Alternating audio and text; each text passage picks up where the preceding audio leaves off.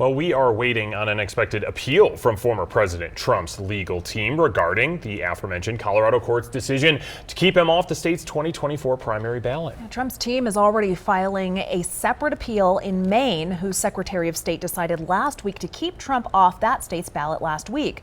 And last month, Colorado Supreme Court justices released their decision saying Trump disqualified himself because he engaged in the January 6th insurrection. However, the Colorado Republican Party filed an appeal last week, meaning as of now, Trump can appear on the state's ballot.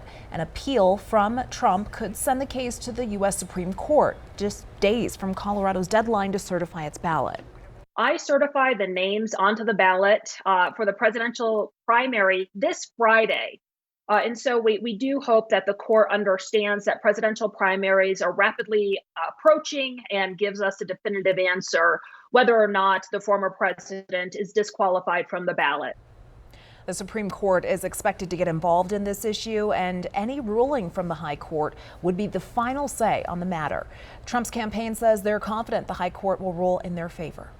Now, expanding this out a little bit, Oregon's Supreme Court is weighing a similar case regarding Trump's candidacy and potential violations of the 14th Amendment. Now, among the legal questions that court specifically wants answered, whether their Secretary of State has the authority to determine if a candidate qualifies to be president.